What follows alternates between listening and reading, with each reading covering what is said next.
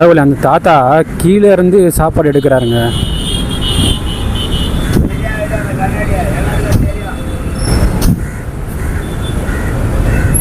தாத்தா சாப்பிட்டீங்களா? சாப்பிட்டீங்களே. ஆ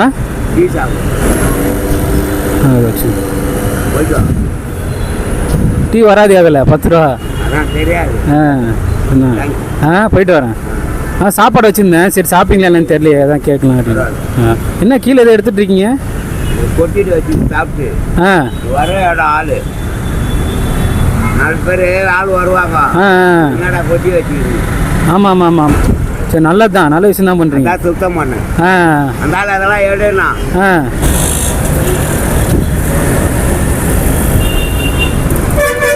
சரி போய்ட்டு வரேன் தாத்தா.